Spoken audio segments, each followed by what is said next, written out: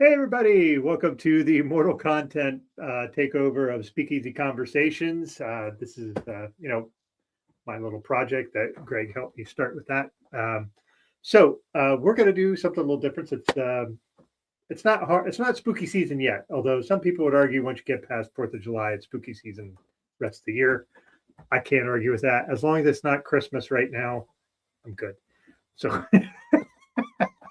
So joining me tonight is my good friend Aaron Saufley. As you see, lover of horror films and beard farmer supreme. I will never have a beard like his because that beard makes me like if I'm sitting in bed, it's just my chest. I just no thanks. So good on you, beard guy. Hey, yours isn't so shabby. Take credit where you can, sir. It looks good on you.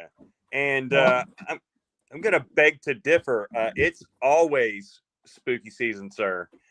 And in my job as a hospice chaplain, I go into a lot of homes and Hallmark is playing. And guess what's on right now? It's Christmas in July, and it drives me fucking crazy. Oh, it's so bad. It's bad enough during the season, much less in July. No thanks. I'll pass. Yeah, no thanks. So, what are you drinking tonight, sir? Oh, it's very exotic. This is Dr. Pepper. No, sir.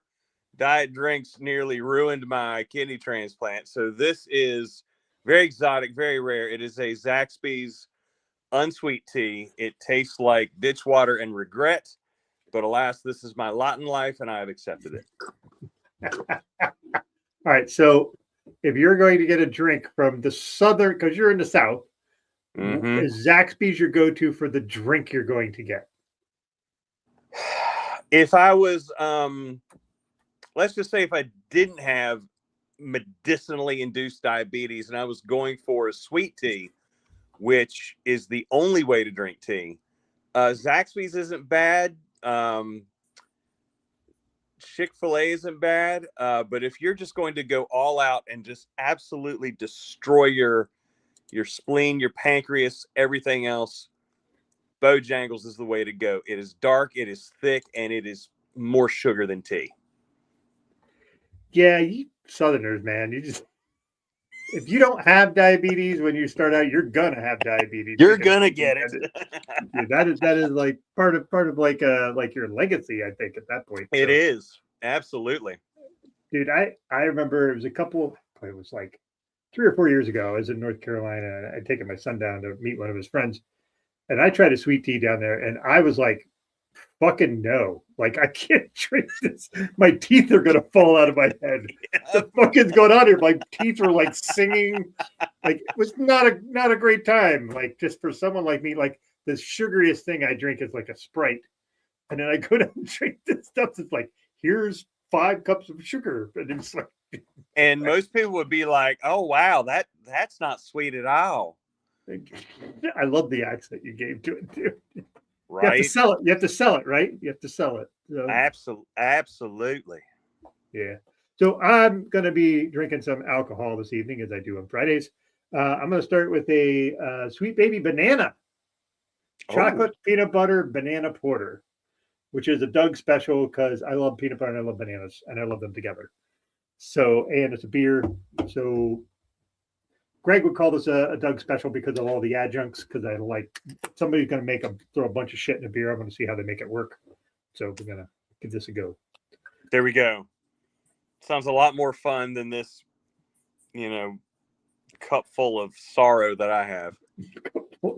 Well, I also don't have diabetes, so I can have more alcohol than you. So there is that. But nice and dark, though. Check that out. How dark that is. Dark and black like my heart. So, like your ear. Oh yeah. So, for those that didn't know, I've had an ear infection for going on 3 months, and I finally got to an ear, nose, and throat doctor, and they did something nobody else did. Everybody else was like blasting it with water to get all the stuff out. Apparently, that was the wrong thing to do because what I had in my ear was black mold. So they were just giving it like this cesspool of of space to go and just freaking wildly in my ear and make more of it. So this ear vacuumed all of it out, and now I've been doing much better. So that sucked. Like the idea of having black, like you hear black mold, you just think like burn the house down because it's always a house that has black mold, right? And it's always in the basement. So yeah. So yeah, I was like, I got the medical thing said, hey, this is the thing. It's this blah blah blah blah blah Asparagus niger or something like that. I'm like, all right, I'm gonna look that up. Black fucking mold. Like you gotta be kidding me. Holy shit. Go big or go home, Douglas. I guess. And then I told my wife, and she was like, oh man, was my mouth near your ear? I could have breathed some of that in. I'm like, it was in my fucking ear. Like, what are you talking about? Like she was into my ear going, fucking. So yeah, that was unpleasant. But I had an appointment Tuesday, and the doctor said, you're like 80% there. Keep doing the things that she basically was doing these antifungal drops, and then they give you this like ointment that you put in your ear canal, and your ear warmth like melts it, so it goes into your ear, which is like okay. That sounds like voodoo, but fucking works. That's science. So. Also, I don't know who the hell this is. Master Chief is calling. He's behind me in 2 spots, 3 spots actually behind me. 4. He's actually in a cell. So good call on that. Thank you, Sahara. So, not that she's kissing yours. It's just like when we sleep, sometimes she sleeps next to me if I'm laying on my back, and she'll be like right next to my right. I'm on the left side of the bed, so I'm like, I think you're gonna be fine. So as long as the doctor doesn't, stick a hose in your ear and blast it, and as long as your wife stops licking your ear, you'll be fine. Yeah, so I think we're good. She hasn't done that, and wow, so that's a good thing. But that's basically like a horror movie in your ear, I think. Yes, like, yes. Like, oh, but thankfully I'm on the mend, so that was super gross. So, so this takeover here, Mortal Content, is like that show for me is just I'm talking about all kinds of different content. You've been on that show before, and I think actually talk about horror movies. So we're going to be not rehashing because this is new. We're going to be talking about the best horror movies of this year so far. So, what I'd like to start out with though is I'd like to start out talking about like horror movies had I'm going to say resurgence. That might not be the right word. Like, I feel like sort of the quote unquote heyday of horror was always considered like the 80s and very early 90s. But it's in the past like 4 or 5 years, we've just had just great years for horror movies. So, can you speak on that from your perspective? Yeah, absolutely. Gosh, you're right. Like the 80s were like the cheesy slashers, Jason, Freddy, all those guys. Michael Myers. Yeah, there was a little bit of a resurgence like around the early 2000s with like The Ring, The Grudge, and then just I'm not gonna say things got bad, but it just there wasn't a lot out there. And then you're absolutely right. Starting with really ever since COVID, the last 3-4 years That'd be 6 years. That'd be 6 years, by the way. Yeah, right. Just absolute banger years. So many good films have come out, and what's crazy to me is these independent young guys are making these movies who they're YouTubers. And they're coming up with some really cool original content. None of this big studio remakes, reboots, sequels. It's original stuff. It's really good. And some of it is just downright fucking scary. Really good stuff. So yeah, we're definitely in a new prime season for horror. Yeah, it's been interesting because I think to me the resurgence actually started a bit when Jordan Peele got into this mix. Yeah. When he got put Get Out. Get Out was like just this, like I don't even know what this is. This is fantastic, and one of the best horror movies of the past 15, 20 years for me. I love that movie, but I think once he got into it, and everybody's like Jordan Peele, like I think we all had that reaction, like. that guy, Yeah. Jordan Peele, like, yeah, just, and I really think that he kind of, him having this and bringing in just new ideas of how to do horror that, really was kind of like, I think people were doing goofy horror, and there was like the scary movie franchise, which was dumb as shit, and just comedy horror, like, kind of thing, which there was comedy in Get Out, but like, I feel like that kind of sort of set us on this course where we're at now. We're in a really good space for horror movies. It's also not just movies, it's books. We've had some really great horror books. Like, we've always had great horror books, but like, I feel like it kind of fell off a bit, like, but it's having a bit of renaissance now. And, it's great to see, because you talked about this young group of people, like really young, like early 20s, getting their chance to kind of shoot their shot and do these different horror genres. And, I'm wondering what you think about the idea of how YouTube and outlets like that have allowed sort of this new group of folks to come up, and how it's kind of changed how horror can be found. Like, horror was not something where you like, oh, well, we'll just give this young guy a chance and give him his money. That was never how it worked until we got to this point, at least in my estimation. What do you think of that? Oh my gosh, absolutely. You and I kind of agree as old guys that social media is kind of the bane of our existence, but at the same time, YouTube, TikTok, have allowed people who would otherwise not have any kind of audience or platform just get really creative to do avenues to talent to kind of do their thing, no restrictions, no limits, and you get discovered, and maybe you get your big break. The studio says, hey, here's $5-10 million, let's see what you can do. And as some of the movies that have come out this year have shown, the returns have been huge, money wise, but also just pure quality in terms of what they're putting out. So I for one love that. Me too. I also think, and weirdly, I think as much as you and I agree that like Blumhouse, not really, usually their stuff is kind of schlocky and not my jam. But I think they kind of really helped with this too, because they were like, we can make these movies for cheap and get double the money back. And then we could just make another one like that and double our money back on that. And they just keep doing it. And they make things like that are goofy. And it's kind of, a lot of them are more of an homage to that 80s style schlocky sort of horror movies. I mean, we've had on the show and also on SpeakEasy, we've had our friend Whitney Ann Adams, who's done a couple of Blumhouse movies. Happy Death Day, did both of them. Did Five Nights at Freddy's, like as a wardrobe designer. Okay. So that's cool. Like, and she loves doing those movies, and it's just fun. So I think there's a lot of different factors. As usual, it's not everything something simple, but like, I just feel like getting the idea, be able, like, I'm going to put this out on, YouTube. Like, the Backrooms thing is really super fascinating, because that kid was doing that when he was a young teenager, and he was just like, I'm just going to film this shit and put it on YouTube and see what happens. And like, it kind of built this following, and I knew nothing about it before I went and saw the movie, but I'll talk about that a bit later.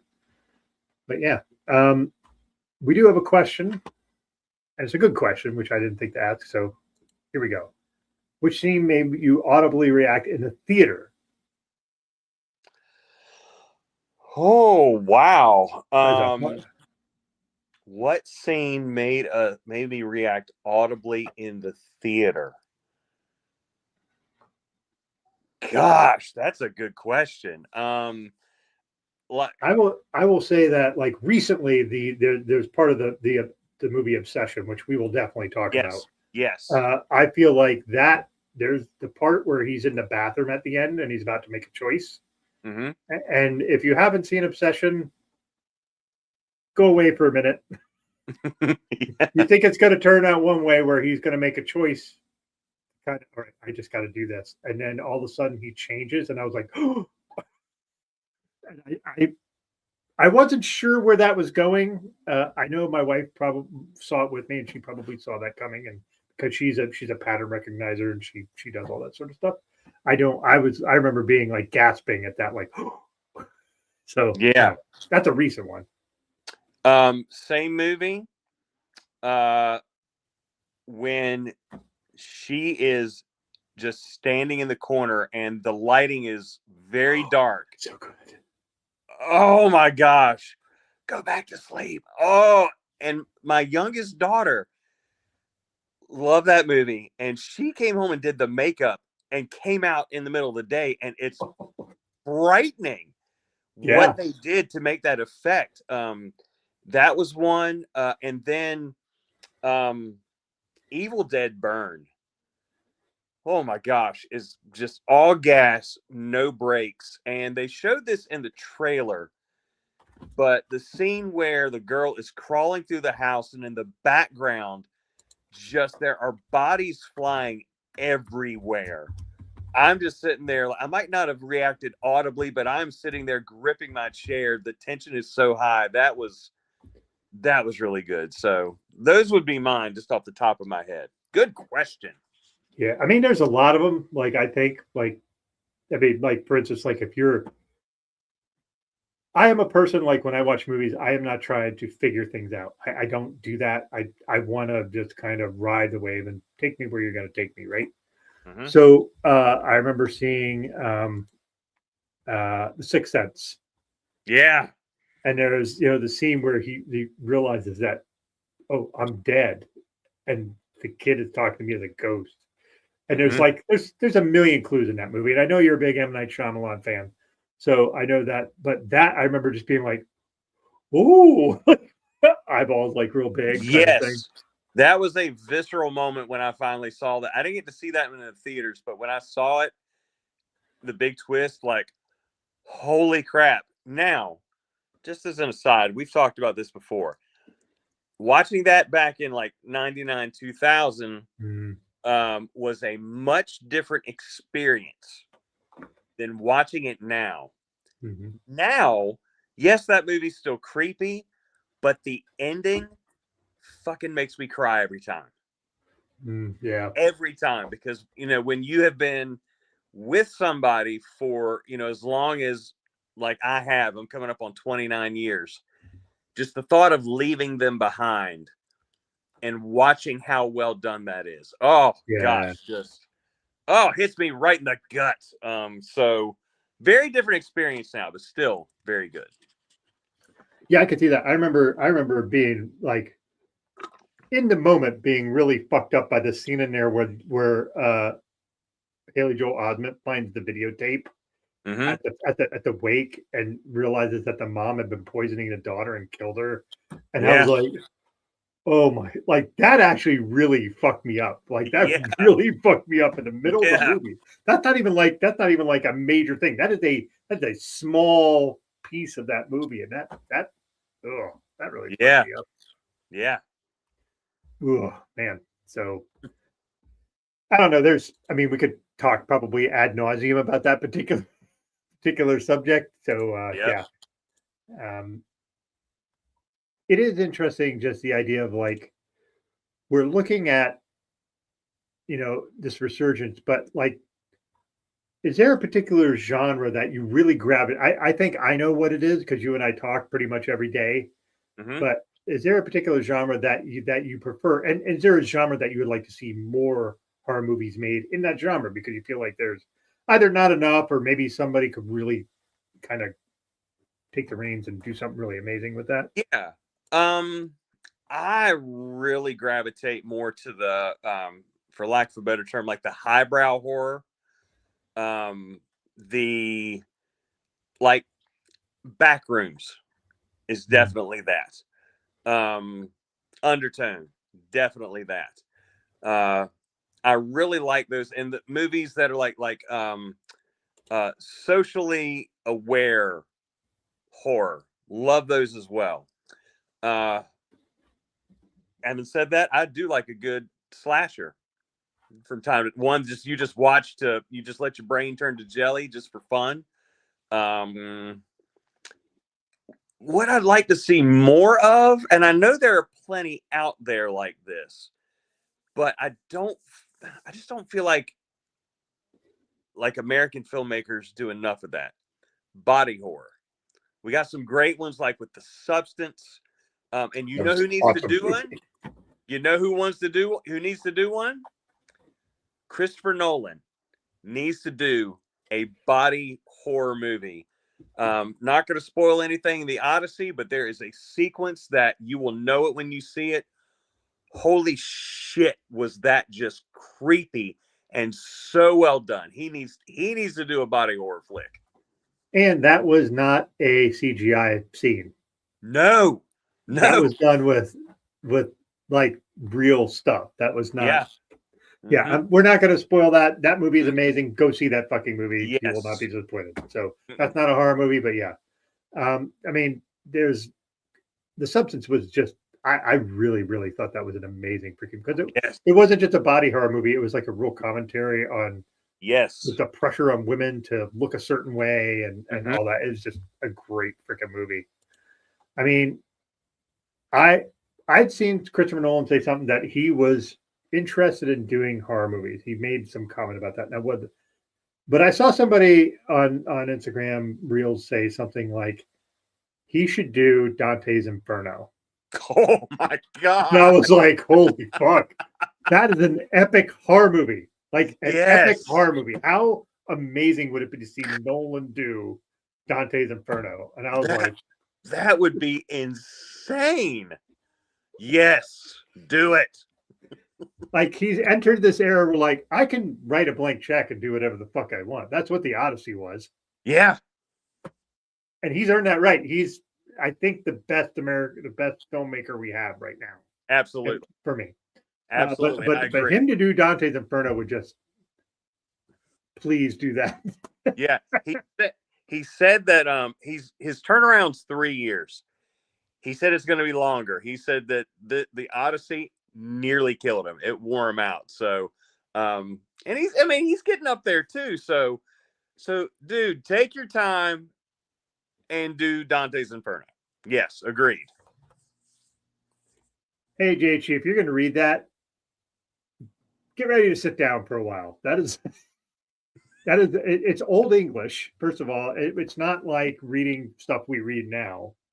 So there's a small learning curve. Maybe you have that. Maybe you have a background in that. I don't know. But like it's like reading like old Shakespeare, where you're like, okay, like this isn't my normal parlance, so I need to kind of sit down with it. And it's crazy long. It's really long. So, but it's such a good story. And I mean, if Nolan did that, I think I might pee my pants. I mean, yes, I'm so happy that he did that. So, yeah. Another question here before we get to some other stuff. Looking at sleeper theatrical hits like Obsession and A24's Backrooms, why do you think audiences gravitated so heavily towards these specific stories in winter and spring? I don't think it's a seasonal thing. I did think it's specific stories. So what do you think? Like, see, what's interesting is Obsession is one thing and Backrooms is different, because Backrooms had this whole lore, whereas Obsession did not. So why do you think that was it, that those two became so huge? Like, both of them made crazy numbers. Yeah. Young people, and I am not young people anymore, but young people are all about lore. My kids talk about lore of everything. So they love that. And second, I think it's original storytelling. This isn't, like I said before, it's not rehash, reboots, sequels. This is really, really good original storytelling. And anybody's going to gravitate to that. Obsession is still playing in our AMC, which is insane. In this, yes, and it's like it just released. It's like multiple showings. It's already on. Is it on like Peacock or something? It just. I think it's a Peacock or is it HP? It's on a streaming service already. Yeah, a major one. Yeah, so to have it still in the theater is wild. So now, I don't know if you call Peacock major, but close enough. Close enough. It has a name. So yeah, original storytelling and the love of lore to me. I think you're right, because it's funny, because when I said something to my daughter about going to see Backrooms, I'm like, do I need to know all the like lore and look? And my daughter was like, yes. Or if the answer is like, no, it's about liminal spaces. and my daughter was so mad at him for saying that. It was just so funny. No, he needs to know. I'm like, hey, listen, I'm going to go in blind because actually I find that to be really interesting because, like, if you have all this lore and you can't give me, like, I saw Backrooms. I don't think you did. Did you see Backrooms? Oh yeah, Okay, yeah. you didn't have that on your list. So, but anyway, I didn't need to know anything about the backstory of it. They did such a great job of like Hmm. you're just like, oh, I get this. So like it's really really interesting to see how that works. So backtrack here. I wish that when it comes to things, um, oh, that's on Peacock. So there we go. Um, I wish that they would make more psychological horror. Okay. Hmm. And I'm talking like the psychological horror, like Silence of the Lambs, which is psychological horror. You got Seven. Seven is one of my all-time favorite movies ever. Oh, greatest thriller ever made, ever. It's not even And close. yeah, and I want movies like that. Like I love that where you're just like it. I will say part of the reason is there's two things. I like two things in movies. I like messy endings. I don't like things where they're all tidy. Everything Hmm. kind of ties itself together. I don't like that. Life is messy. The endings are messy. All endings are messy in Hmm. real life. So I want that. But I also like twists I don't see coming. Hmm. And what's super interesting about it is like when I watch movies with my wife is a person who her brain she's neurodivergent and she sees patterns. She's a pattern Hmm. recognition person. So she sees stuff that I never see. I never think of it. It's just like, oh, okay, we're going this way. And it's like, okay, let's go, blah, blah, blah. And sometimes she'll be like, oh, well, this is gonna happen. And then it happens. And I'm like, why did you tell me that? I don't want to know that. Shoosh. And I'm like, I know you got it, and I know you want to tell it, but like I don't want to experience a movie that way. And it's not her fault. She's just trying to relay this. Well, I figured this out, kind of thing. And what's Yeah. funny is when she has a movie that kind of tricks her, and she's like, oh, I didn't see that coming. She loves it. She loves the fact that that is something she didn't figure out. But like, I love psychological horror. They're just I like all different kinds of horror, but like psychological horror for some reason for me just is really super interesting because it makes your brain do things you wouldn't consider. Like Yeah. that's the part of it that really makes me think. Like I will say, remember you're talking about with the Sixth Sense, also in that same genre, and that I think it was the same year was Blair Witch. Yeah. Blair Witch was psychological horror. There was no Hmm. physical horror in that at all, No. and it was all psychological. What's crazy about that is you look at that. Um, we will talk about that briefly. I don't know if Aaron's seen that. I have. We will talk about that later. I have not. Okay. So, but in that era, what was cool was like people were willing to keep secrets. Like, Hmm. like you did. People was like, you got to see, the Sixth Sense, and they didn't say shit. And the problem is now with social media, it's like everybody's like, oh, so the truth, blah blah blah, and I'm like, God damn it, I want to go see it and see how. I don't want to be told the entire story. Now, what Yeah. they will do, a lot of folks will now do is say, spoiler alert, and then you can kind of bounce out. And that's Yeah. I, I'm glad when they do that. But like the whole thing with the Blair Witch, like people thought that shit was fucking real. Because that was the marketing. They That was the marketed marketing it. was all great marketing, super low budget movie, Hmm. three people in the woods filming with home video cameras, and that movie made a shit ton of money. And that's the thing with horror, if you film it right and you have the right premise and if you can market it well. Like what's funny is I didn't like what Backrooms had a bigger marketing campaign than Obsession did, at least in my opinion. But Obsession got the word of mouth thing where it just like you gotta go see that movie because it's just insane. And what was interesting about Obsession, at least to me, was the idea of like people were like, "Who is the villain in that movie?" And the villain is super clear to anybody with five brain cells in their head. Yeah. But there were white dudes arguing that it wasn't the person everybody thought it was. Right. So yeah. Anyway, um, Okay, this is great. Somebody had to do that was real.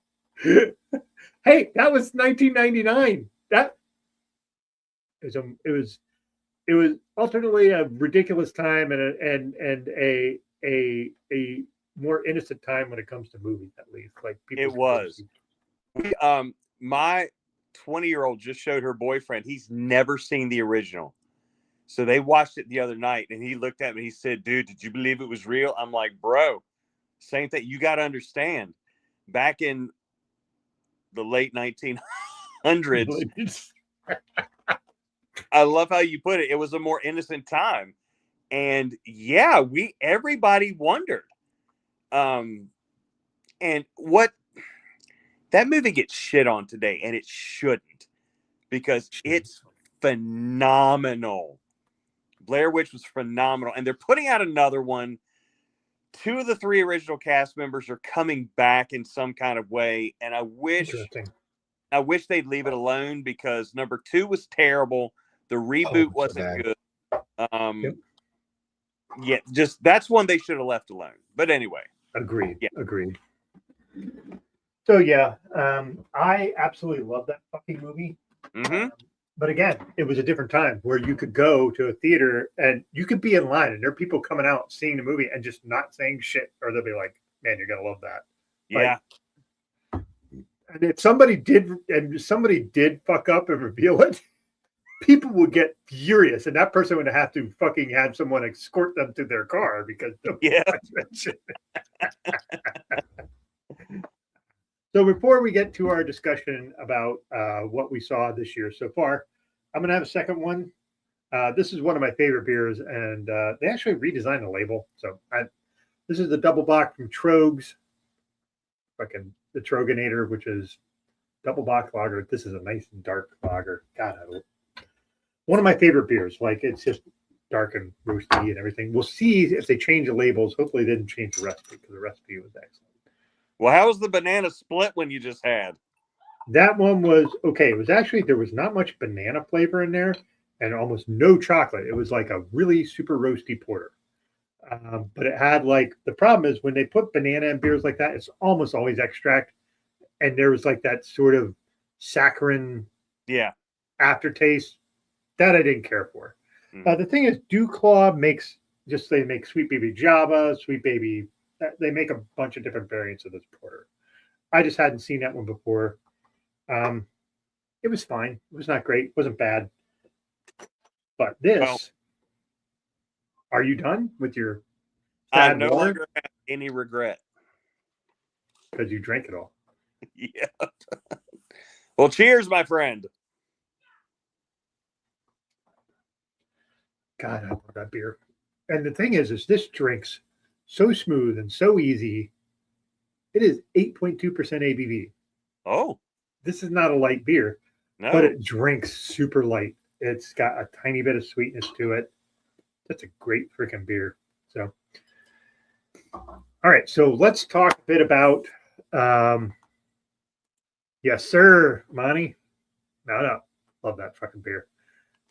One other thing here, Blair Witch did kind of break people's brains back then. Like, yeah. And what's funny is, before we go to the thing, there's movies you see where they have those little stick figurines in the woods, and everybody thinks about Blair Witch. Yep. Mm-hmm. Like, I know where I've seen that before. Yep. So, yeah. All right. So first, we're going to talk about movies you and I have both seen. Okay. So we are going to start, obviously, with the biggest one of the year. Yeah.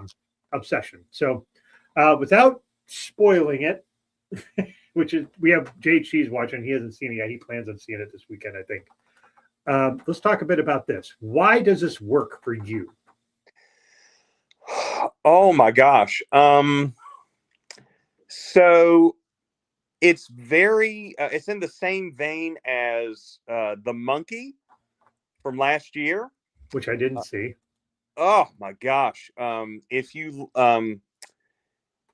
like oh my gosh, I'm getting old, drawing a blank. Osgood Perkins. If you like Osgood Perkins, his stuff, The Monkey was really good.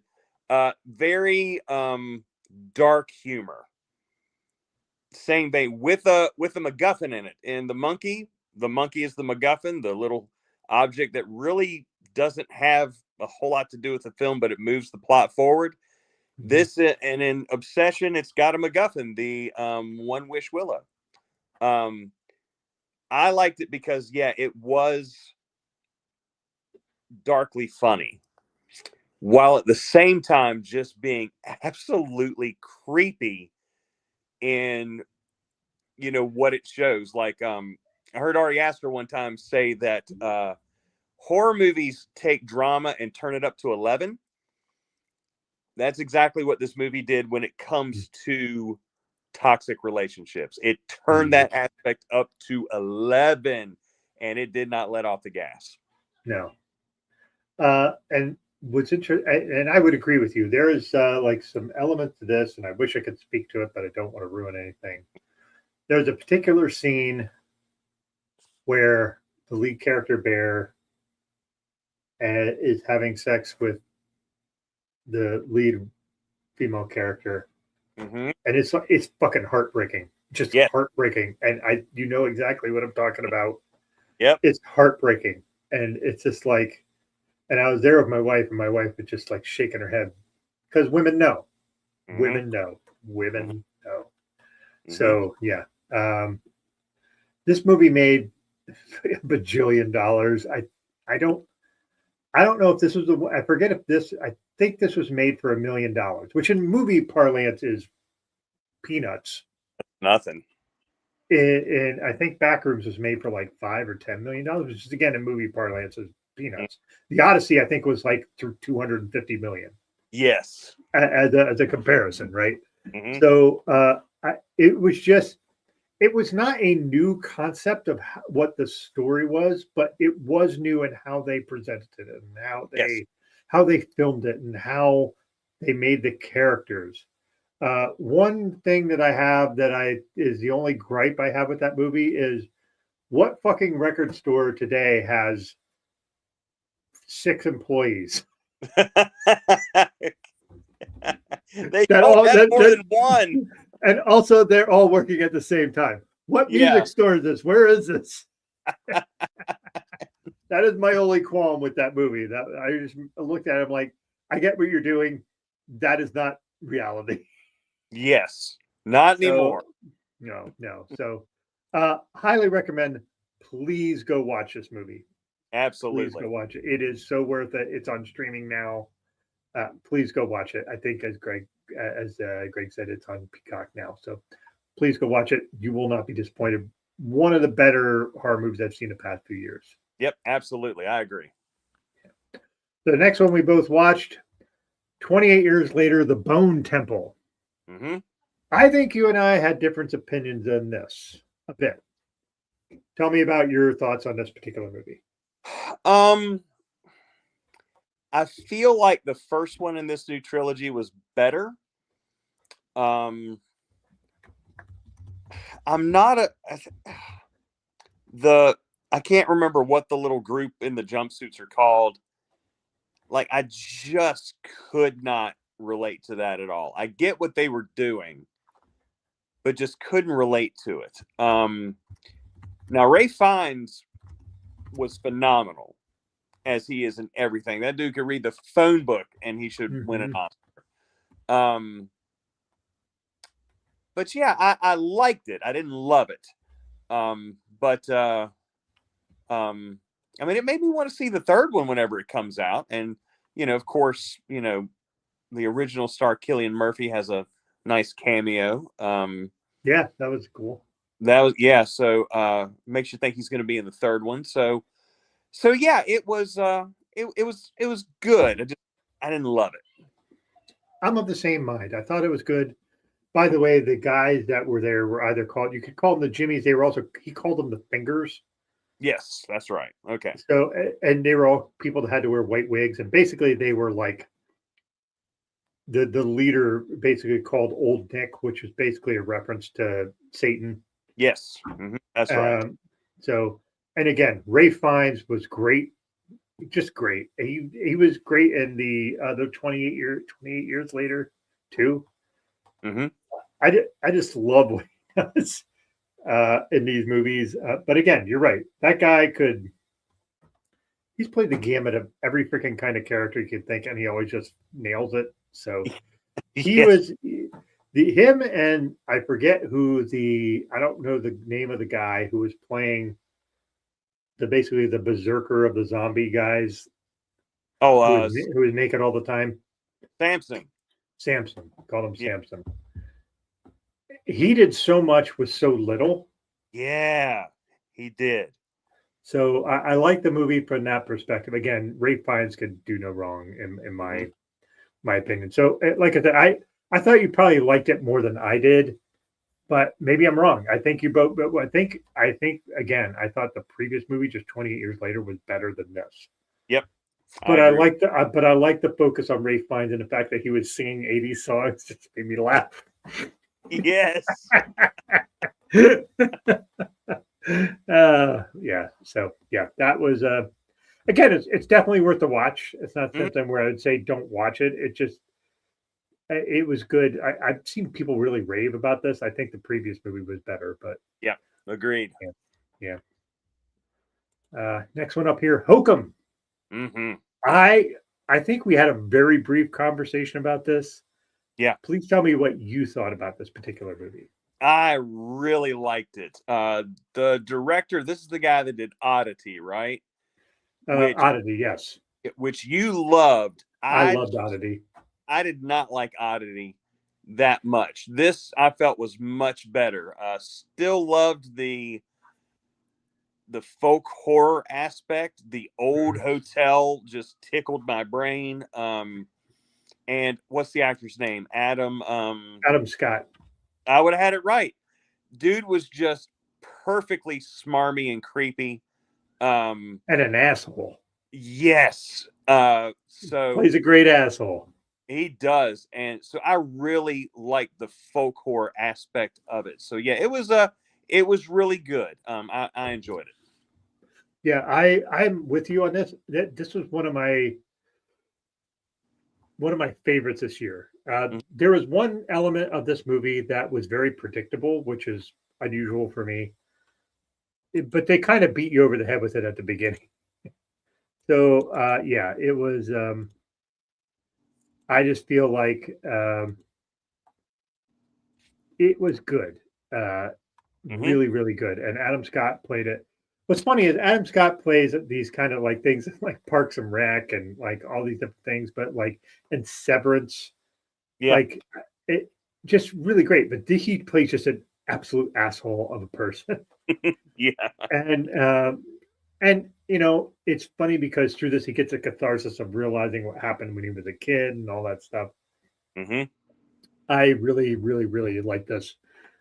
What's funny is I think this is on par with Oddity for quality. Oddity was a different movie Yeah. for sure, Mhm. but I love that he took a chance to do a horror movie because I don't think he did one before. And he's a fairly big name because Yeah. like I said, he's been in really popular TV shows. He's been in movies, and he took this role with the director who, when you're doing like horror, that can be very niche. And this was kind of he made a niche horror movie a little bigger. Yeah. But like I really, really enjoyed this movie. Yep. So I'm glad we're in agreement on that because I really thought this movie was really, really good. So Yeah. It and, was. and the idea they had like the creepy hotel part is the creepy hotel part, like the people in the hotel are just they're kind of hilarious. Yes. Just like super character people, just really great. So Mhm. next one up here is Undertone. I'm going to let you go first because I know you and I both agree on this particular movie. But Wow. What this was an amazing concept. mhm. Just it's not what you see, it's what you hear. Yep, And that was very unsettling. Uh, yeah, just so unsettling. Because I mean, visually there were some good things, but if it wasn't for the sound design, hmm this movie would have been boring. Yeah, for sure. So, and obviously that's done on purpose, but yeah, just the way that sound design was used as the driver of the film instead of the visuals. Um, oh my gosh, yeah. So very, very well done. Very unsettling. Make the hair stand up on the back of your neck. I was creeped out a little on this one. Very well done. One of my favorites from the year so far. Yeah, what's interesting is so when I go to movie theaters now, I get they'll provide you with, at least mine will provide you with headphones. Mhm. And it helps me because there's no closed captioning. I, you need a plethora of people saying I need closed captioning. Like you need a lot of people saying you need closed captioning for the match, but closed captioning in a theater is where I am at. So at least with this, I could hear it, and oh my word, like as someone who's partially deaf, using that in a way that I can feel the difference. Yeah. I that affected me, and I was thinking about this movie for days afterwards. Mm-hmm. Like, just there's a fucking super creepiness to it with the sound design. And if this movie doesn't get nominated for like a sound design Oscar, I don't know what the fuck those people are doing, because Mm-hmm. that sound design for that movie. Without it, this movie would be boring. You're right. Mm-hmm. The sound design makes this whole movie. It's phenomenal for that. I've never heard a movie like this, if that makes sense. Like I've seen Oh, movies, never heard a movie like this ever before. that's a perfect way to describe it, and I will never hear the song "Bye Bye Black Sheep" the same ever again. Yeah. If you're looking for something, I would suggest if you're going to watch this movie at home, use headphones. Headphones and turn all the lights off. Yep, this is definitely one of those kind of movies. It Mm-hmm. is really unsettling. What's funny is it was pretty polarizing. There was a lot of people who were like, I wasn't unsettled at all. And there were people who were like, this really creeped me the fuck out. Like I feel like there was just this whole plethora of like, what it's one or the other. It was Yeah, I feel like you didn't, it wasn't like it was either you really liked it or you really didn't like it. So loved it or you and hate. yeah, you and I both are super on board for this. So yeah. Absolutely, yep. I think this is on HBO right now if you want to go watch it. But again, I suggest lights out, headphones. I If you have the headphones, I don't think you'll be disappointed for that. So next thing, Passenger. I'll go first on this particular one. I love the concept of it. The acting in this was mediocre, if I'm being kind. Mm-hmm.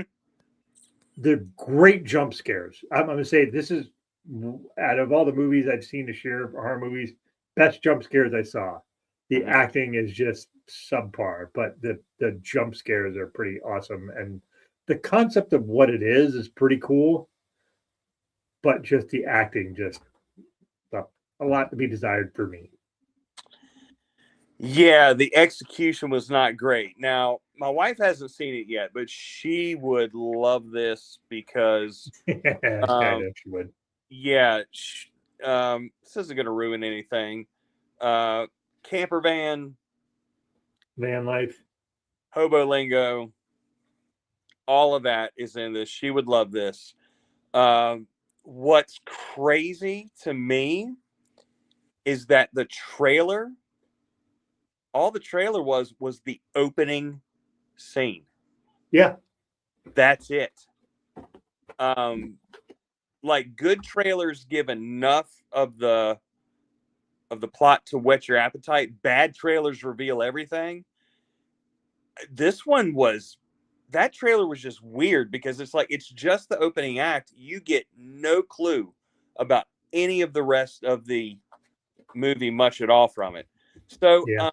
the opening scene was really good, but the rest of it, I'm with you. The acting wasn't great. Um, there is a scene I really did like with the projector in the woods. I thought that was great. I thought that was really That, well done. that was fantastic. The way they used that projector while an old movie was playing with, was it Cary Grant was on the screen? Yep, I think Yeah, so. was one of those old guys, and oh, that was really good. But yeah, overall, I'm just like, not a whole lot, not a whole lot here. So didn't really like this one. Yeah, if I was going to do like a ranking, if you're doing like out of 10, this is like a 4.5 or a 5. Like I said, if you like jump scares, Yeah. I like this. There is a little bit of religious horror at the end, which is weird because they didn't tie that into the movie at all until the end. That I didn't understand why they did that, but yeah. All right. Here we go. Now we're going to get to the stuff you've seen that I have not. So let's start with Faces of Death. So you get to talk about all this, brother.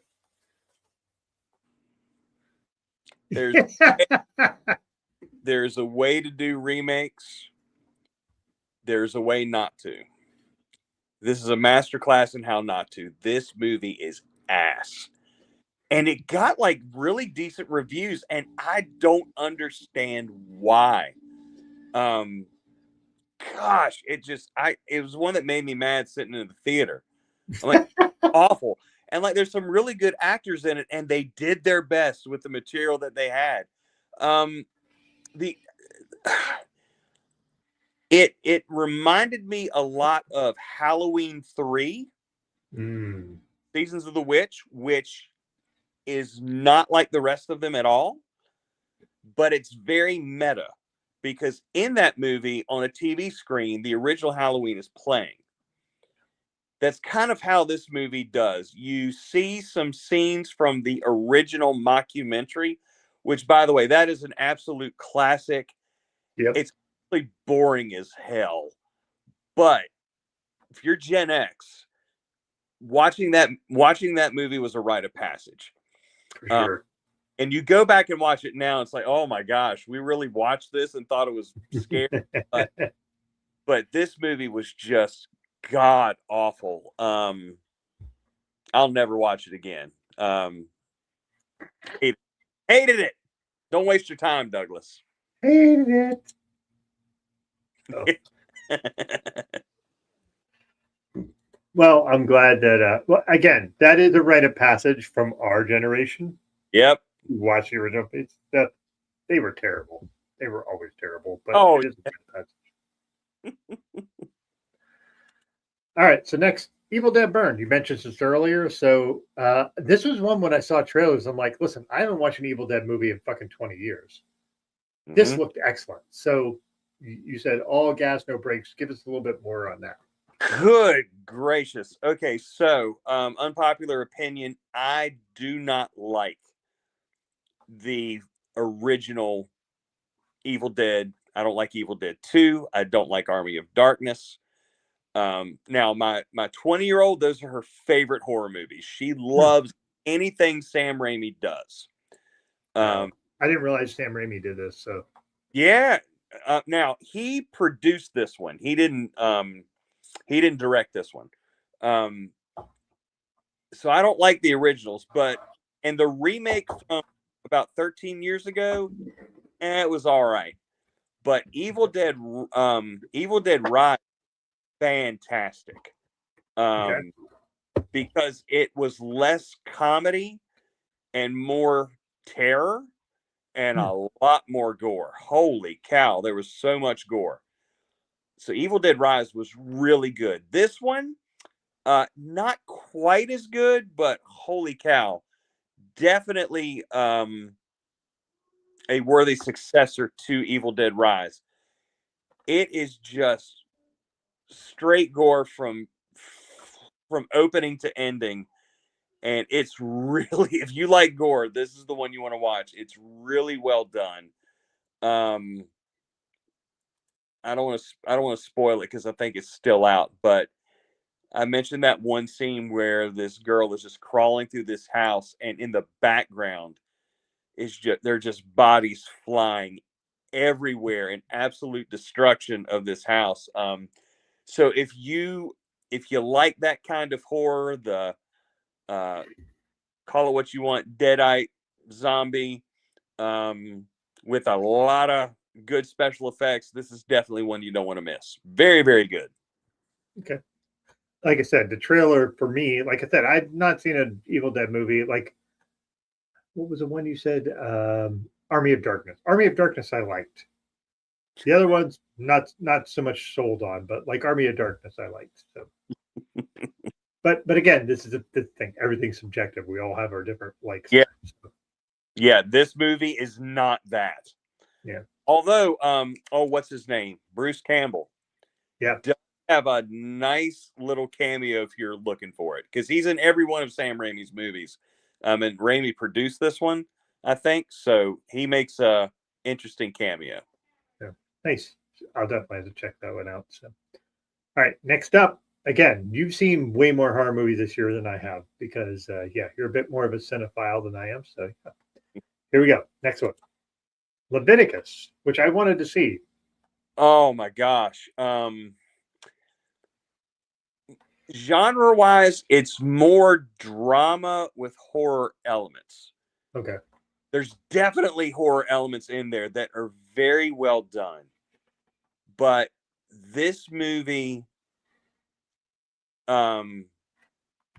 it left me sad.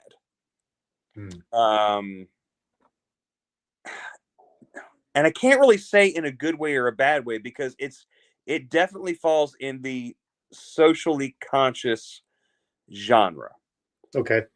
And it is all about the religious trauma inflicted on people in the LGBTQIA plus community.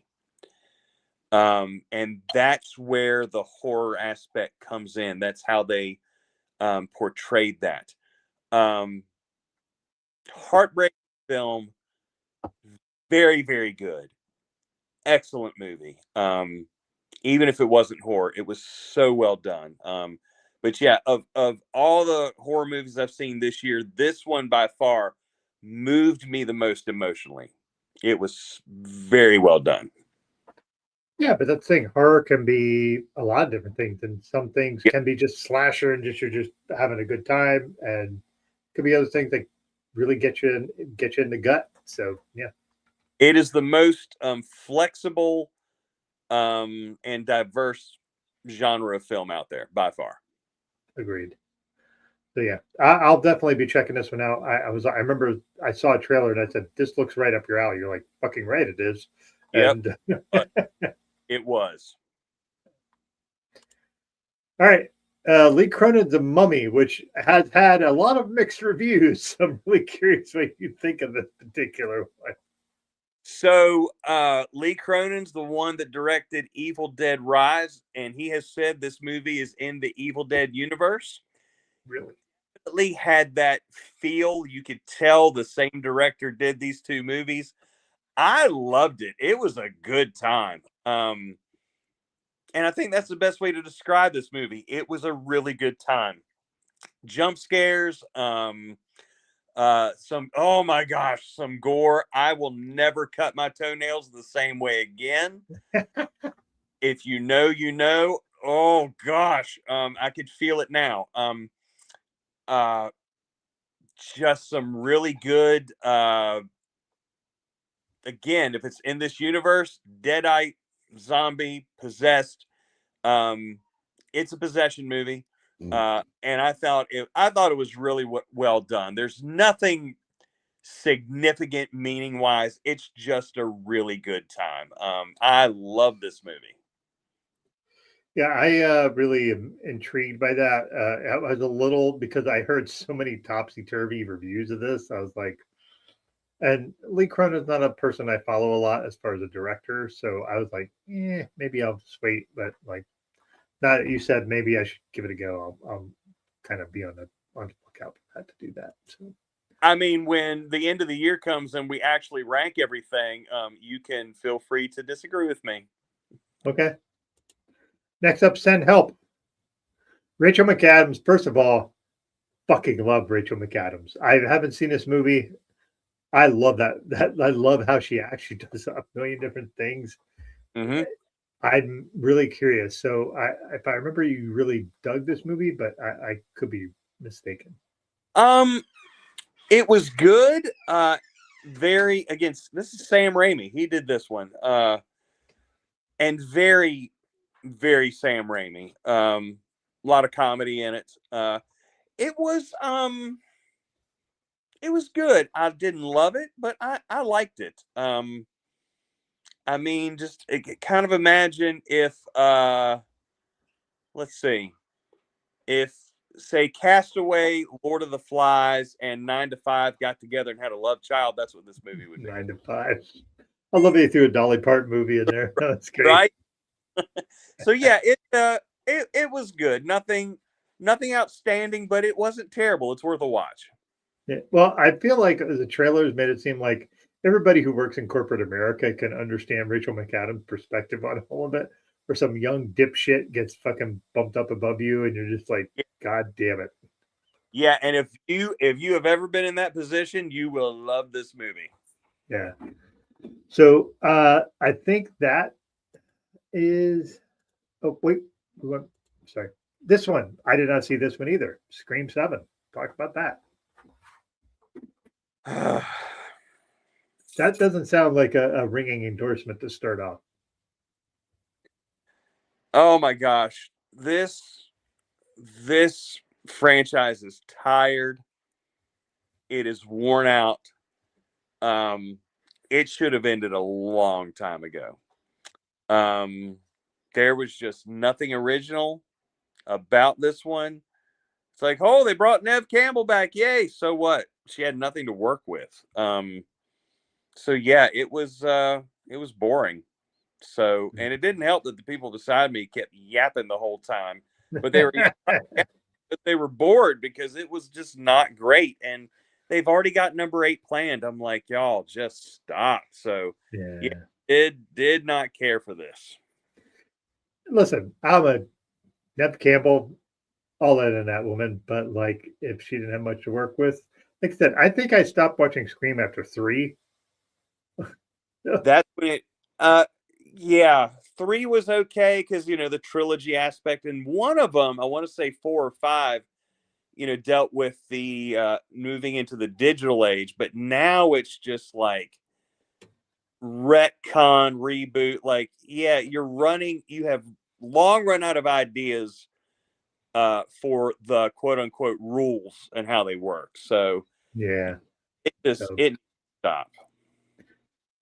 It's a bummer because it started out. It was a really super original idea for a franchise Yeah. where they were like doing kind of a spoof of Mhm. like horror movies on its own. So Yeah. I will say the original Scream had one of the most memorable scenes where Rose McGowan went into the garage and her nipples were so fucking hard that I thought she was going to carve glass when she went into the Right. kitchen. I'm like, hey, maybe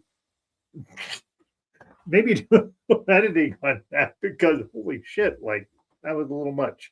But anyway, yeah, I'm sorry that sucked. But yeah. The next one is something that I thought I had only seen, but apparently you have seen. Good old Backrooms. Yep. All right, give me your assessment, and I'll talk about mine. Oh my gosh. Oh, this movie tickled my brain from start to finish. Yep. I don't know why. I cannot for the life of me figure out why my brain was so fascinated simply with the layout of these liminal spaces, like empty office room from the late 70s, early 80s. And every room's different. And my brain is like, oh, what's the next one going to look like? What's the next one going to look like? This goes on forever. I don't understand why, but I love that. But not only that, how, oh, this movie is just a really good commentary on trauma that is not dealt with. Again, socially conscious horror. That's what this movie just said to me. Like, this is what happens when people have trauma, that they refuse to deal with it and they become a distortion of what they could be. So I loved it. Also some great camera work. Like the for sure. pool was, oh my gosh, that was creepy. That was scary. My only beef was I don't want to spoil it, but we'll just say the captain at the end I'm like, they couldn't. I felt like they could have done that particular character better, but Sure. it's fine. It was fine. Wasn't anything wrong with it. I just didn't. I didn't prefer how they did it. But overall, gosh, this movie was so good. Very highbrow horror, very socially conscious horror. I absolutely loved it, and look forward to seeing what the director's going to do from here on out, because he's not done. No. Again, this is another one where this guy who's a director started when he was in his teens and was posting shit on YouTube, and they gave him budget to make this movie, and it is my kind of weird. That's the Yeah. thing. It's weird, and I love weird horror. Just the idea that like this is in a furniture store in a basement, and they find a liminal space, and the guy who's it is Tweedle Okafor, who's been in a million things. Mm-hmm. And he didn't have to do this movie. He probably made no money, but he was just like, fuck it, I'm gonna do this really cool, weird horror thing. And but you're right, just the idea of like this is unprocessed trauma. Mm-hmm. And his trauma is very laid bare in this whole movie. And the idea that he goes in this liminal space where he doesn't know where he is and doesn't understand everything, but he's learning it, and he's like, I want to stay rather than face the real world. Yeah. Yes. And Perfect. I'm not fucking anything up with the movie by saying that. I'm just telling you that is Mm-hmm. and it is just like Jesus Christ. And there's people that like it you get it. You get people going, I'm so fucking tired of all this. I am getting fucked over at every single turn. Mm-hmm. And I find this place where everything might not make complete sense, but I'm not getting fucked over everywhere. Yeah. And I'm just gonna go there because fuck it all. Like why bother? Yeah. So I there's so much subtext to all of it.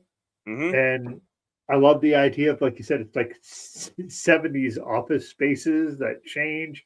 They're using like, hey, you filmed this like a camera like this, like on your shoulder, Yeah. like oh Jesus Christ. And just what I find really impressive is just the way they use angles. Like everything is weirdly angled.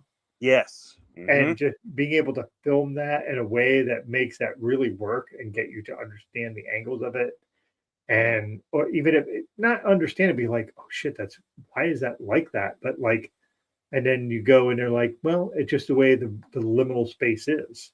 Mm-hmm. And it's funny because liminal spaces are almost like in that same vein of like multiverse stuff. Like it's this little slip space you go in, and then you're just in a different space. Mm-hmm. And the thing is, if you think about liminal space and the idea of like, if you've ever been something like deja vu, Mm-hmm. you go, I've been here before. You don't know how, you don't know why. Like, why is it? That's liminal space to me. Yeah.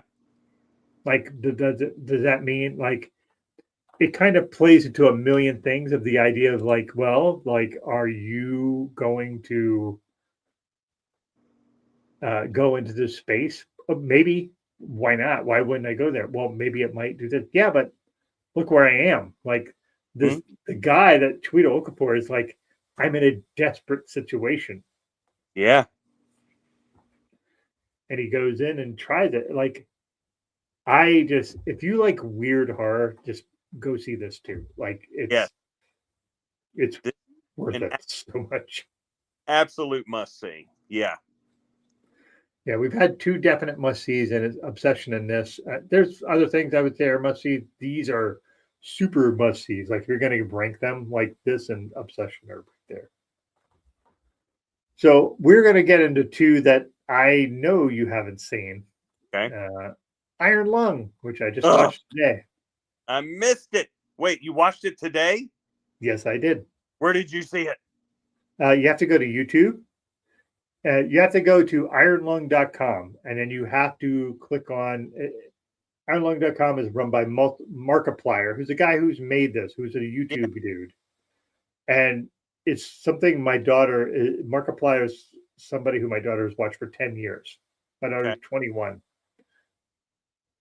That's how, like, he made this movie on his own dime. Mm-hmm. He made it all by himself. It is almost all entirely filmed in one space. It's so fucking good. It's just really. Is it the best movie I've ever seen? No, but it's fucking really good. And with his budget, which I think was like, I think he did it for $2 million on his own money, Mm-hmm. and figured out how to distribute it on his own. Like he did all of this on his own. He's another one of these people who's like, I'm a YouTube guy and I want to make this. Iron Lung is based on a video game. I love this video game. I'm gonna make a movie about it, and then he made it. And I think for for someone who's never directed anything, never shot anything other than I'm gonna react to horror video games. That's his whole thing. Mm-hmm. And he made this movie, and there's some parts of the acting that are not fantabulous, but like for being all filmed in one little space, it's almost like Castaway, but in a metal box. Yeah. Okay. Um, like I said, it costs $5 to rent, but that $5 goes directly to him, who also takes all that money and pulls it and sends all of it to the people that he works with. Nice. He's the guy that when he said, "This movie cost me $2 million to make. If I make $5 million, I make the same as everybody that worked on this." Hmm. He decided to make it very sort of like a democratic socialist approach to how I'm going to distribute the money of things that I made, because those people helped me make this movie. Some people produced it, some people acted, like some people did. He just makes sure everybody's paid. For me, that's worth the money. Like, Yeah. hey, about $5-6, that's fucking. I'm not saying it's nothing for people, but like $5-6 gets those people paid, Yeah. and enough people that do it. And it's really an intriguing view of how the premise is they're doing it. They're basically welding these prisoners into a metal, like a metal box, and sending them into a moon on another planet that is made of blood. Like the ocean is made of blood. You have to go into it. Oh wow. It's really, really a great concept, and it's based on a video game. So, like, I would really, like I said, spend the $5. It'll be worth it. You'll enjoy it. So, Yeah, this movie was in the AMC down here for a week and left, so I didn't get a chance to see it, and I wanted yeah. to. And that's the thing is, he could get it in because he was doing it himself. He couldn't Yeah. get them to keep it in more longer than that. So, yeah. The last one, Marama, which is a Maori Gothic horror movie. So basically, Marama is the premise is that person is a person who's Maori, which is a indigenous tribe in New Zealand. Mm-hmm. She gets a letter saying, "You need to come to England to meet me so I can explain your family."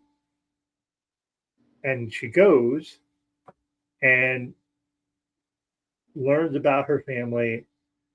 It is like if you took, I explained it to my wife earlier. I'm trying to remember how to explain it. It's like you had Midsummer and Crimson Peaks and you mashed them together, Okay. but with New Zealand Maori roots as opposed to Norwegian or whatever was in the Midsummer part. It is interesting. It's a great movie. No. And it's almost borderline not horror, but there's gore in it and everything like that.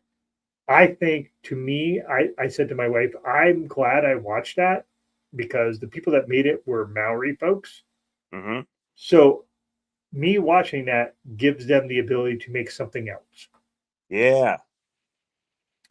So again, if we're going to do something where we are talking about, hey, I want to make sure people who are doing indigenous horror or BIPOC horror or female-centered horror, I want to give those folks the opportunity to do that. So if I can pay money and make sure those folks have an opportunity to do that, I so want to do that. So, like I said, I think it's worth the watch. I don't think it's a great movie. It's a good movie. That makes sense. Yeah. I got one more that I just watched right before we came on. Oh, and I didn't put in the thing, and I apologize. So it's quite all right. Came out a couple of months ago. Did not stay in the theater here long. They Will Kill You. Imagine if Kill Bill, John Wick, and Rosemary's Baby Wow. got together and had a love child. It would be this movie. It is a horror comedy action movie. You will definitely get the continental vibes from where this takes place. Patricia Arquette is in it. Oh, well, now you have my attention. Heather Graham is in it. Tom Felton from Harry Potter is in it. That guy hasn't been in much since Harry Potter. Right? And he leans into that because I mean that's what he's got. I'm not going to say it was my favorite film, but it was a good time. Some really funny, disgusting gore. I'll just say you'll never look at a pig's head the same way again. But it's just one of those movies. It's a good time, but it is a little socially conscious because it starts with a quote from, I forgot who it was, but like when the poor give to the rich, that's evil or something like that. It's definitely about, like imagine if someone in poverty gets revenge on the poor for exploiting them. So it's a good time with a nice little social message and a lot of blood.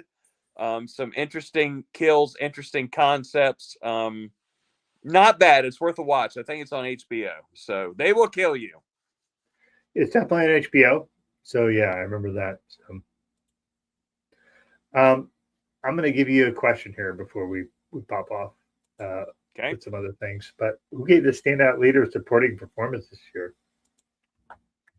Supporting performance?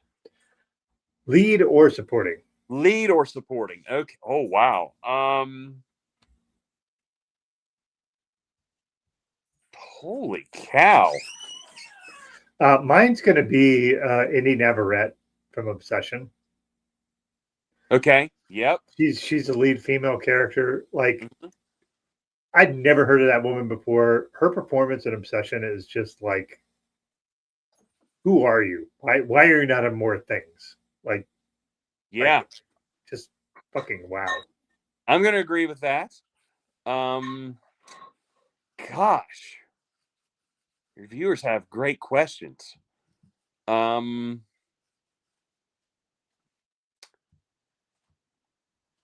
Yeah, I'm going to say, oh gosh, the actor from Backrooms,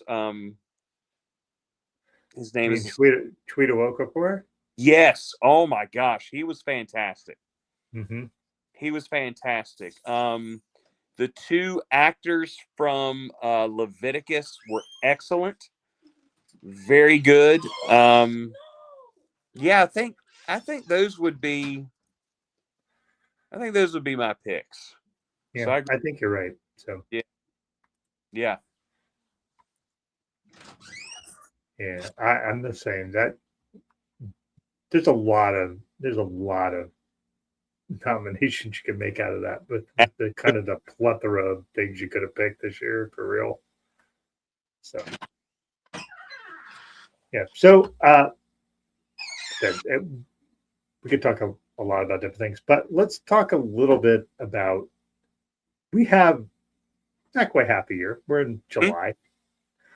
What are you looking forward to the rest of the year? What are things that you go, I am definitely seeing that?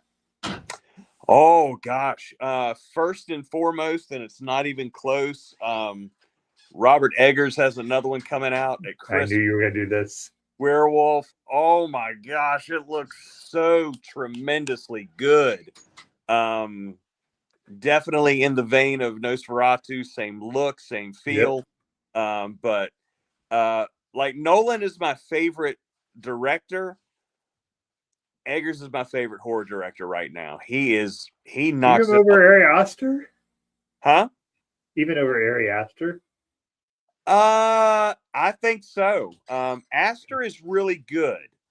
He's really good. His horror movies are great. let's see, what was his last one? Eddington. Not a horror movie.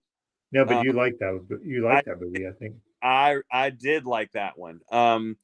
Beau's Afraid was that was an absurd horror movie, like really absurd, just like your brain hurt, but it was good. But yeah, Eggers is just, I just love his stuff. Just again, makes my brain itch and want to scratch it. It's so good. So that one I'm looking forward to. One I didn't even know was coming out until a week or two ago. Other Mommy with Jessica Chastain. Mm-hmm. My gosh, that trailer. Mm-hmm. Just her looking at the camera the way she does. I'm like, stop. Why are you stop looking at me? Like, oh, then it flashes under the table and you jump. Oh, that one looks interesting. What else is coming out? I'm gonna. I have a few more, but like I want you to. Yeah, go ahead while I'm looking for my list. Can you still see me? No, now you're black. Okay, but you can hear me. Which you've never been in your life, but that's okay. Truth. Okay, I've got. There's 3 more. Yeah, go. I'm not sure if I'm gonna see 2 of these. The one I will see is Resident Evil. Mm-hmm. Never played the video game, never saw the other ones, but the guy that did Weapons is doing this, and the trailer looked fantastic. So, yeah, Resident Evil is one. Clayface, mm-hmm. which is in the DC Comics universe. I'm not a comic book guy, so I'm not sure if I'm going to see that one, but it's interesting that a comic book universe is going to take a horror turn. So I mean, who knows? I might watch it down the road. And then I don't know what you think about Eli Roth. I'm not a fan. The only one of his that I liked was the Green Inferno, which was very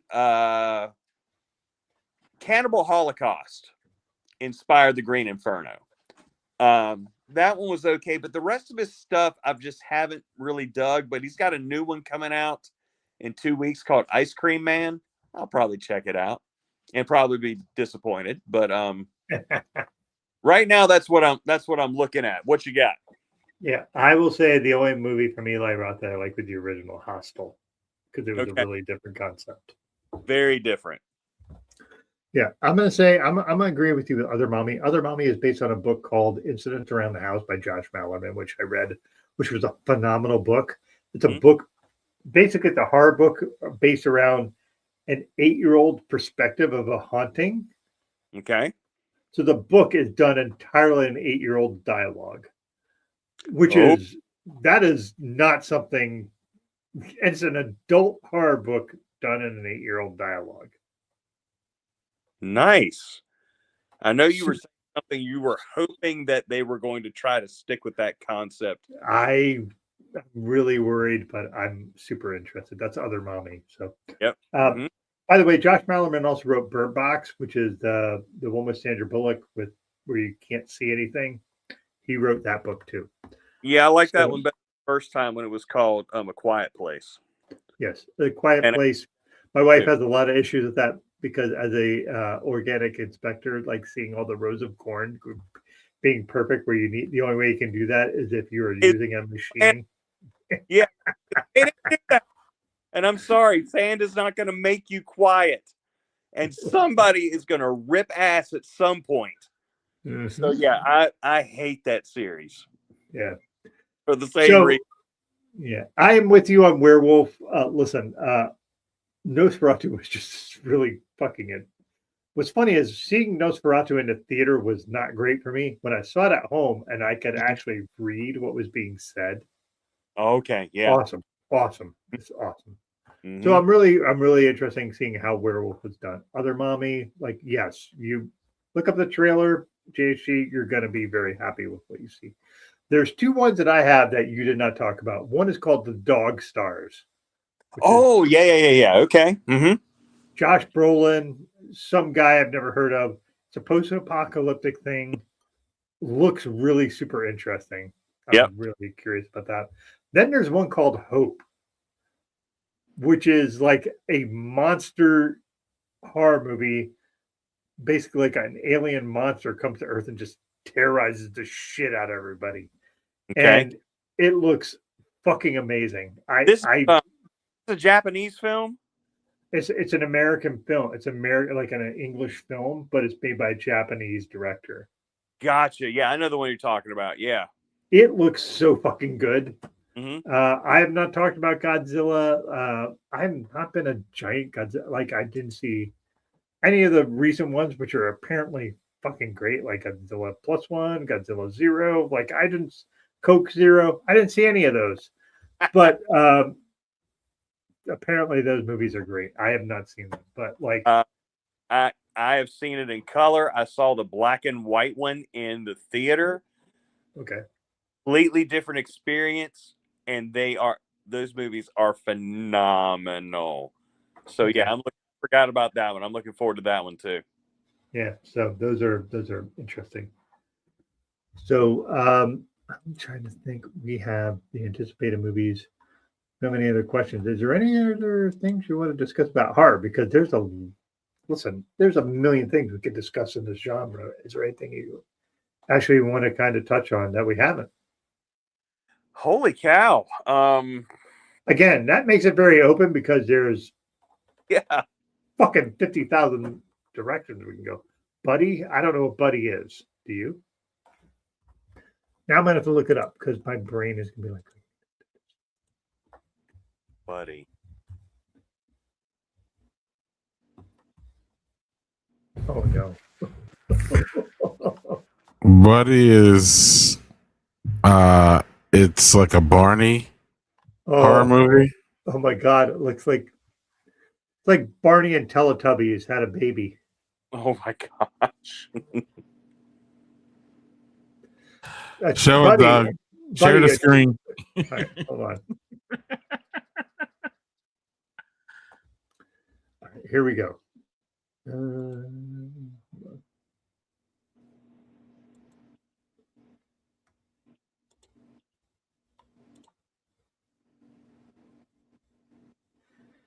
Here we go.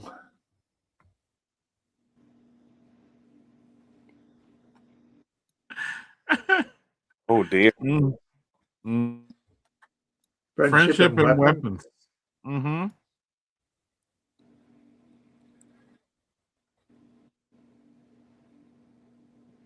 All I can think of is like, what was that movie we saw that was like the 70s talk show, Aaron? Late Night with the Devil. Mm-hmm. It's giving me that sort of vibe, but like a creepy Mr. Rogers version of it. Yeah.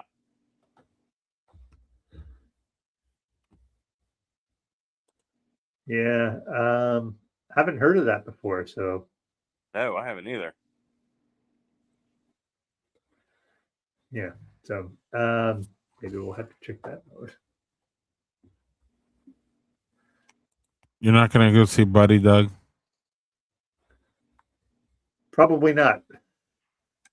Because it's almost too creepy. No. Barney gives me the creeps enough. So do the Teletubbies. I will not be going to see a mishmash of that. Maybe I should. Maybe that's where the true horror is for me. It gives me Friday Night at Freddy vibes, Doug. Oh my gosh. I can see that. That sequel's coming out too. I hated the first one. Sorry, young people. Oh, that movie was terrible. Like I said, Greg or Bear, we have a person who's worked on 2 Five Nights at Freddy's shows as movies as a costume designer. I'm sorry. I'm glad they had a fun time working on the movie. I wanted y'all to rip. Yeah, I wanted y'all to riff off of this image if y'all are cool with it. Please do. Of all time? Oh. So I'm just having trouble. Oh. We got it. What does it say? Says The Exorcist, Scream, The Shining, The Conjuring, Psycho, Babadook, Alien, The Ring, Hereditary, It. Is a top 10 horror movies of all time. Oh my gosh. This person is sort of half right, but mostly wrong. I mean, The Exorcist, absolutely. The Shining, Agreed. Shining, very good. Hereditary, absolutely. Scream at number 2, no. Nope. No, it's not even top 20. Yeah, what's interesting to me is the idea of like. So listen, I'm in the minority here, but I think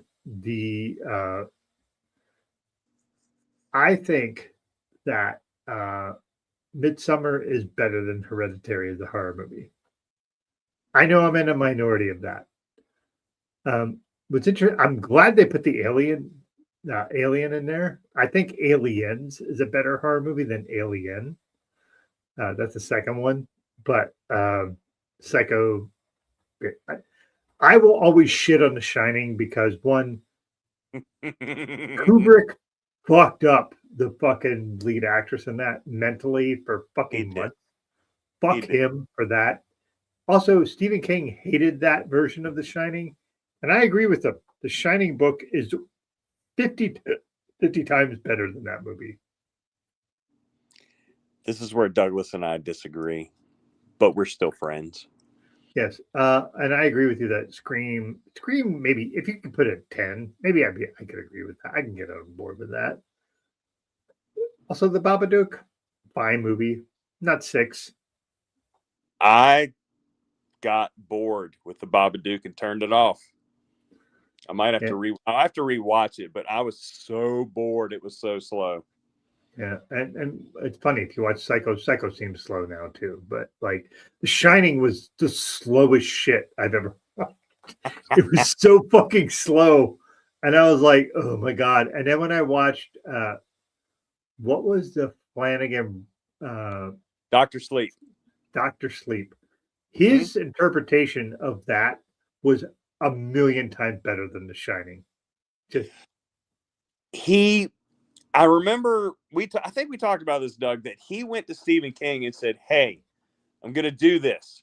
And King's like, "Don't you fucking dare put like don't do anything from the original movie." And he's like, "Look, here's how I'm going to resolve this." And he was able to take elements from the book and integrate it in, and King's like, "Yes, go with that. That works." So yeah, and Flanagan's was everything he does. Dr. Sleep was phenomenal. Dr. Sleep should be ahead of The Shining on this list, in my estimation. So what movies here? What movies would you insert in the ones that y'all would drop? Oh my gosh, just a few. Read them again. Read them again, one at a time. Top: The Exorcist. Second, one. Scream. No, drop it. The Shining. I would keep it. You would drop it. I would drop the shit out of that. The Conjuring as number 4. Not top 10 of all time, but very good. Very good. Very good. Psycho, the original Psycho, is number top 5. 10. Top 10. I agree. Great. The Babadook. Nope. Number 6. Yep, drop. Alien. Nope, drop it. Yeah, drop it. Give me Aliens. Don't give me any of those movies. Oh, Aaron, I love you, man, but you were so wrong on that. I did like the one that came out last year, Alien Romulus? Romulus was excellent. I did like that. Holy cow, that freaking baby alien growing. Yeah, that one was good. Yeah. So after the Babadook, we had the Alien, and then the Ring, which I think belongs in the top 10. I could be cool with that. Really liked it. Not sure if it's top 10, but I really liked it. I love it actually. Yeah. And then Hereditary is number 9. Yeah, I could top 10, absolutely. And the first bit. Are we talking about the new ones that came out? The new one, the first one of the newer version. Yeah, no. Great movie, not top 10 of all time. Okay. All right, so then who y'all inserting? Oh my! You threw out like 3, so give me 3. Like who else? Come on now. Gosh, that's like asking me to pick my favorite child. Hold on, I'm gonna go to my library. You guys talk. I'm glad. Hey, listen, as a Southerner, and you said library, I'm very impressed. Oh, sorry. I'm gonna go to my library. Library is wild. Let me see. Where's the light in here? It's like a horror movie in my daughter's room. That's where I keep the scary movies. Come on, man. Let's see. All right. Come on, man. All right. Y'all talk. Let me look. All right. So I'm going to say, if we're looking at, I think Dr. Sleep should be ahead of The Shining. I would put that in there over The Shining. Shining could be dropped out. It was nothing like the book in any way, shape, or form. There was very little of it that was part of that. I fucking hate Kubrick because of how he treated the women in his fucking movies. That is actually the major part of it that I really fucking disagree with. Again, for me, take Alien out, put Aliens in. I'm going to take the Babadook out for obvious reasons. And I'm going to take and put the original Blair Witch Project in there. The Blair Witch Project was a fucking phenomenon that you can't really explain if somebody wasn't there. But it was an amazing fucking horror movie. Yeah. Like I said, I also think that I think The Conjuring's fine. I think The Sixth Sense is a better horror movie than that. Yes, agreed. The Ring, I think, is a really great horror movie that doesn't get its due. But like I said, if somebody says I like the Hereditary over Midsummer, hey, again, to me that feels like whatever. That if you think that, great, good on you. But like, I'm going to pick Midsummer or Hereditary. I think Hereditary is a good movie. I think Midsummer is a masterpiece. Yeah. Okay.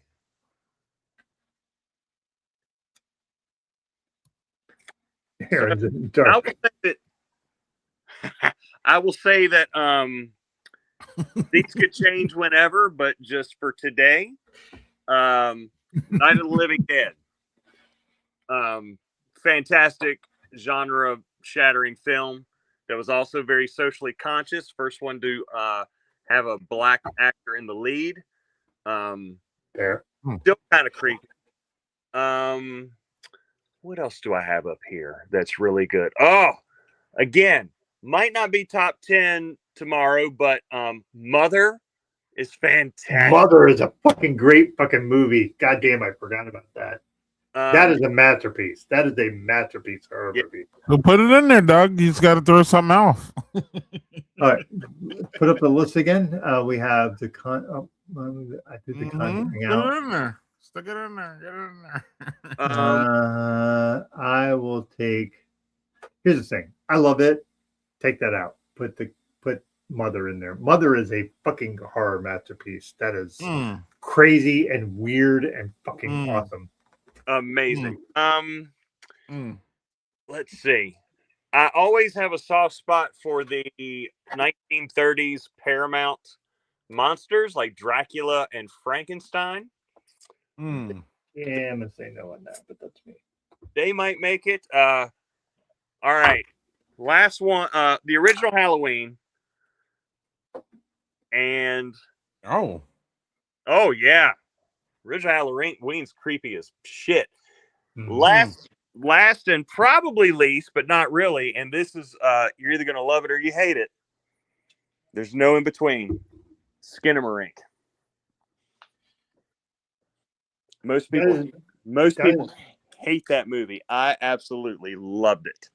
I think it's a good movie, not a great movie. I like Skinamarink. Creeped the shit out of me watching it in the theater. I'm like, it feels red. Also, I have a few that probably maybe should be added that I don't know where to put them. Yeah. The original Poltergeist. Okay. And the original Amityville Horror. Yeah. Not the Ryan Reynolds Amityville Horror. Fuck that. That fucking sucks. But the original Amityville Horror. The thing is, it's hard to do the whole thing where you're like, give me the original Amityville Horror and give me something that's modern, because they're so not in the same way they were filmed. Everything is so different. There's so many advances. It's difficult to do shit like that. What's funny is there was this the fuck was that movie? And I'm trying to remember the name of it. And I initially I was like, what were they trying to do? They positioned it as a horror movie, and it wasn't. It was not. It was a family dynamics movie. And was it Brian De Palma? I'm going to look it up because my brain is trying to remember what it was.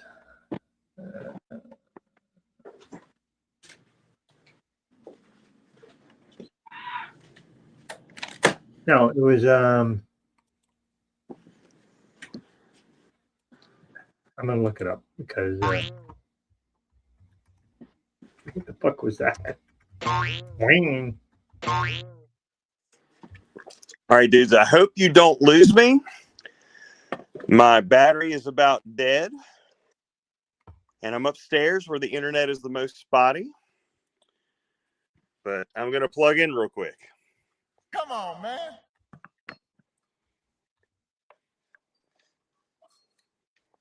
All right. Not the right person.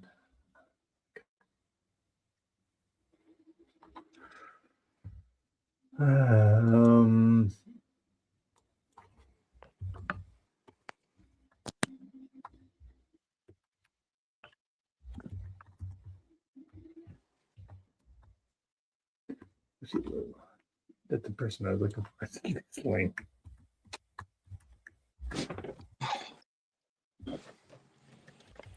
Ordinary people.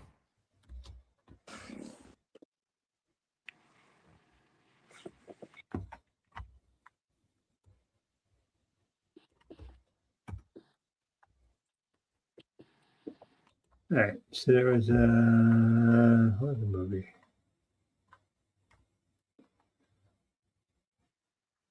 Fuck it. Presence. That was the name of the movie. That was a haunted movie, and it was they positioned it. Brian De Palma, I think, was the person that directed. Steven Soderbergh, apparently that was the person. Steven Soderbergh's first foray into apparently horror. It was not horror. It was a family drama with ghosts. Presence, yes. That's what it was. Yeah, and I think in hindsight, I think that was a fairly decent movie. I just wish they would have positioned it as what it was. It was a family drama with ghosts. Yeah, I agree. When I saw it, I liked it. I didn't love it, but yeah, you're right. Yeah, I agree. Yeah. So Doug, I have one last question, or yeah, one last. Let's go. You're the producer here, yeah. So, it's actually a two-parter. Number one, so we've seen, y'all. The reason we're here basically is because y'all y'all wanted to talk about, what the resurgence of horror, and it just seems like it's a lot of things are going on, and good trends, good young people coming up, all kinds of really good things going on. Are we seeing this? Number one, are we seeing this in the horror horror TV show area too? Are we seeing horror TV shows kind of come up? Are they also, because I don't know, I don't remember. I mean, there were some prominent horror TV shows, but it just seemed like the horror genre is really made more for movies. It seemed like, are we seeing any progression on the TV show? And if so, do y'all have any any ones that you would like to recommend for folks? Aaron, of course. If you like comedy horror, What We Do in the Shadows was phenomenal, hilarious, so funny. That one was really good.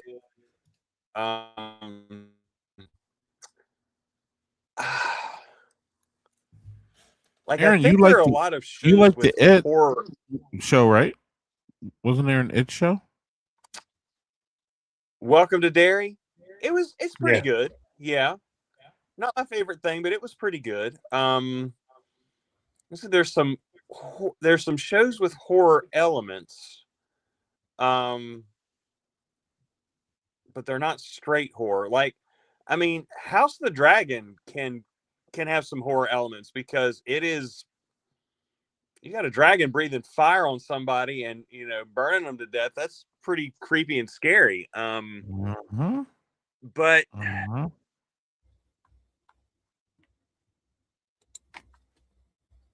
or is you going in and out, Aaron?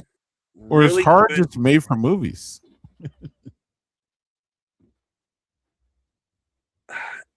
I think it can be done in a TV show, but it would have to be more like an anthology. Like Twilight Zone. Twilight Zone was horror. A lot of horror in that. Yeah, I think it would have to be more of like Tales from the Crypt. Same thing, comedy. But yeah, Alfred Hitchcock is, that's old school. Oh yeah, Alfred Hitchcock Presents, same thing. So it had to be like series of stories, is what you're saying, or your opinion, or well, I mean, American Horror Story. I've only seen part of the first season, and it bored me. But that's a TV show it's got horror in the name, but it's like an anthology. I think each season is something different. I could see like a limited series working. But yeah, I just don't know of any straight horror shows. I do think it works better with a movie. That's a good question, Gregory. That's a good one.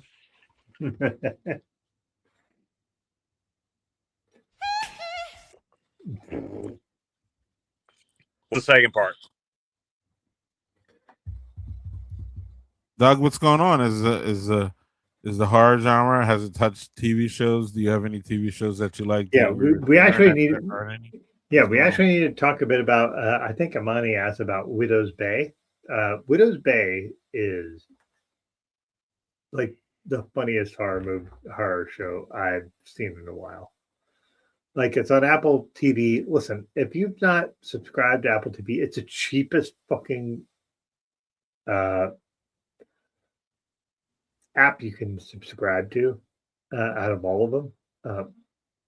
They have just awesome TV shows, and Widow's Bay is one of them. Widow's Bay is just so fucking good. I don't even know how to explain it. There's an episode where this person trying to become friends with folks, and she does it through different means, and I'm not going to fuck it up for people that haven't seen it, but like, yeah, just please go watch that show. That show is excellent. If you don't have an Apple TV Plus ID, find someone who does, and you'll be happy. Widow's Bay is so fucking good.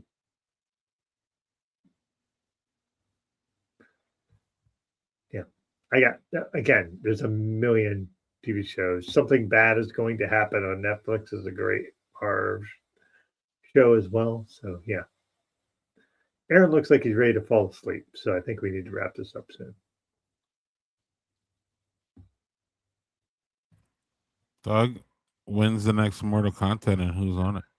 Mortal Content is coming up in August. We are looking at, sorry, well, let me look at the calendar because my brain is, it is August 11th. We're looking at Alex Tremblay, who is a jazz musician. I'm so looking forward to that. But in September, Aaron is going to be on Mortal Content as well. We are going to talk about Nolan movies, Christopher Nolan movies, with Victor Aragon. So we're going to have all of that. That's going to be fun. Yeah. We're going to rank Christopher Nolan movies. We're going to talk about them. That is September. So like I said, we'll have Alex Tremblay in August. That's going to be great because I know very little about jazz music, and Alex is going to be able to educate me, and I'll be able to learn more. Again, this show for Mortal Content is largely me learning stuff. So, yeah, I'm so looking forward to it. August is going to be Alex, and then we'll have Aaron back in Mortal Content as well as Victor, and we'll talk. Oh, God, shit. It'll be great.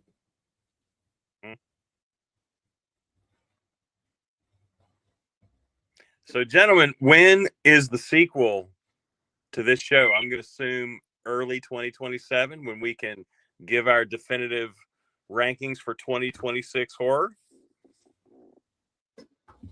I'm good with that.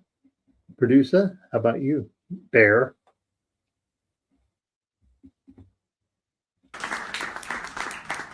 Yeah, he's good with that. So January we'll be doing that. So anyway, hey, listen, folks, thanks for joining us.